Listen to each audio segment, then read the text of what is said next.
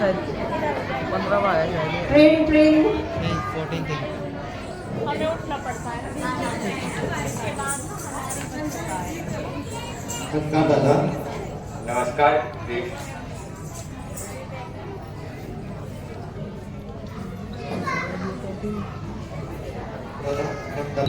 हाँ, मैं तुम्हें बताता हूँ कि ऐसा क्यों करते हैं। जब भी हम किसी से हाथ मिलाते हैं तो हम यह सोचते हैं कि जिससे हम हाथ मिला रहे हैं उसने हमसे पहले कहाँ हाथ लगाया है, मिलाया है। इससे हमें यह हमारे स्वास्थ्य के लिए बहुत ही हानिकारक होता है। इससे जर्म फैल सकते हैं, इन्फेक्शन होने का डर भी होता है। बात तो आपने सही कही दादा, पर हमें नमस्कार क्यों करना चाहिए?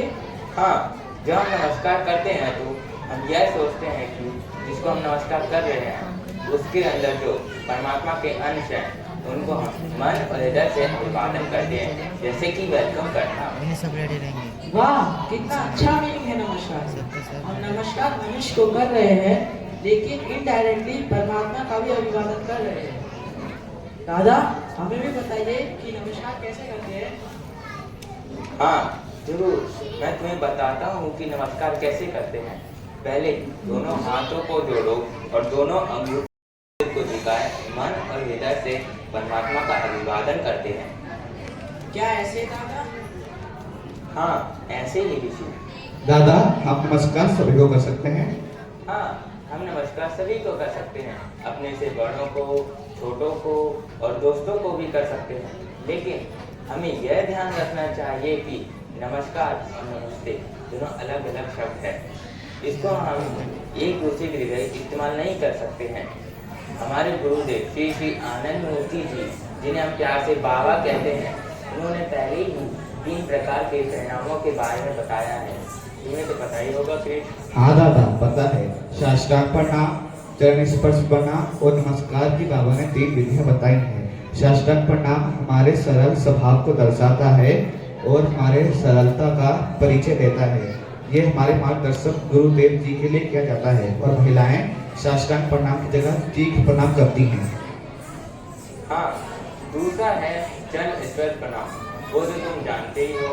इसमें हम अपने आधे व्यक्ति को अपने दोनों हाथों से चरण स्पर्श करते हैं, फिर उसके बाद अपने दोनों हाथों से उनके चरणों को स्पर्श करके मस्तक से स्पर्श करते हैं। यह केवल प्रणाम उन्हीं को करना चाहिए जो हमारे व्यवहारिक जगत, आध्यात्मिक जगत में हमारे पूजनीय हैं, जिनके कार्य, आचरण और व्यवहार से हम प्रेरित हैं।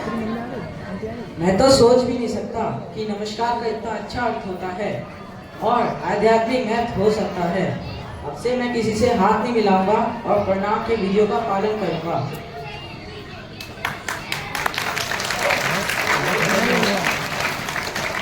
बहुत अच्छा ऋषि।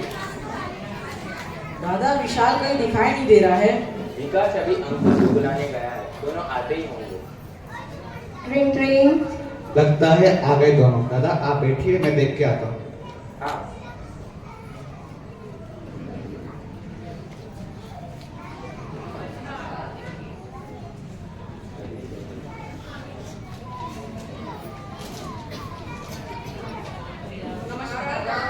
नमस्कार विकास, नमस्कार अंकुश। आओ तुम दोनों बैठो। दादा आज मैं स्नान करने की विधि बताएंगे। स्नान विधि? स्नान करने की भी कोई विधि होती है? दादा, स्नान करना इतना जरूरी होता है कि बाबा ने इनकी भी विधियां बना दी है। स्नान हमारी एक जरूरी क्रिया है। हमें प्रतिदिन स्नान करना चाहिए। स्नान करने से हमारे शरीर का पूरा आलस्य दूर होता है और काम करने की क्षमता 2 गुना बढ़ जाती है। पता है तुम सभी को, वैज्ञानिक आजकल स्नान करने की विधि खोज रहे हैं, लेकिन हमारे गुरुदेव श्री श्री आनंद मूर्ति जी, जिन्हें हम प्यार से बाबा कहते हैं, उन्होंने पहले ही चर्याचरण में स्नान करने की विधि खोज ली है। दादा, लोग बाथरूम में जाते, शावर खोलते और पानी सीधे सिर पे डालते, क्या यह स्नान करने का सही तरीका है दादा? नहीं, यह सही तरीका नहीं है। सीधे सिर पर पानी डालने से सिर की नसें संकुचित हो जाती हैं, यह हमारे स्वास्थ्य के लिए बहुत ही हानिकारक होता है। तो हमें क्या करना चाहिए दादा? हाँ, मैं तुम्हें बताता हूँ कि क्या करना चाहिए। सबसे पहले हमें नाभि पर पानी डालना चाहिए। सबसे पहले हमें नील डाउन बैठना चाहिए। उसके बाद नाभि पर पानी डालना चाहिए, क्योंकि यह हमारे शरीर का सबसे गर्म क्षेत्र होता है। उसके तत्पश्चात हमें पीछे पानी डालना चाहिए। उसके बाद ब्रह्म ताल पर ऐसे पानी डालो ताकि मेरुर से होते हुए नीचे की ओर पानी जाए। उसके बाद पूर्ण तरह से स्नान करना चाहिए।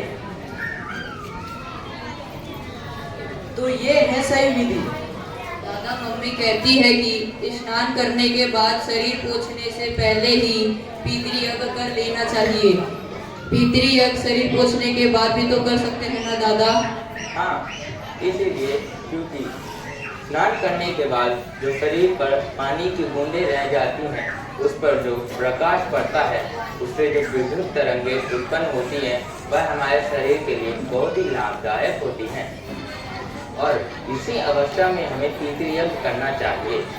पितृयज्ञ करने से हमारे अंदर विद्युत तरंगें प्रवेश करती हैं, इसलिए पितृयज्ञ हमें सही विधि के अनुसार करना ही चाहिए। दादा, ये पितृयज्ञ कैसे करते हैं? हाँ, मैं तुम्हें बताता हूँ कि पितृयज्ञ कैसे करते हैं। पहले मुझे देखो और मैं कैसे करता हूँ वो देखो।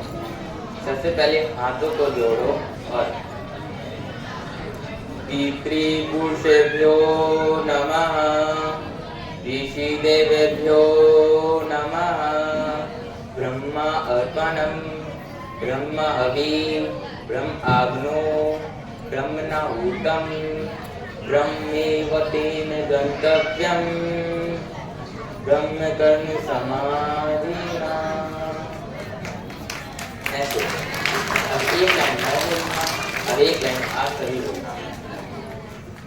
पितृपुरुषेभ्यो नमः, पितृपुरुषेभ्यो नमः, ऋषिदेवेभ्यो नमः, ऋषिदेवेभ्यो नमः, ब्रह्मा अर्पणम्, ब्रह्मा अर्पणम्, ब्रह्म हविः, ब्रह्म हविः, ब्रह्म आग्नो, ब्रह्म आग्नो, ब्रह्मणाहुतम्, ब्रह्मभूतम्, ब्रह्मेव तेन गन्तव्यम्, ब्रह्ममेव तेन गन्तव्यम्, ब्रह्म कर्म समाधिना।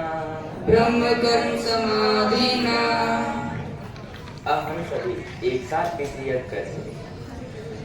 पितृपुरुषेभ्यो नमः, ऋषिदेवेभ्यो नमः, ब्रह्मार्पणम्, ब्रह्म हविः, ब्रह्माग्नो, ब्रह्म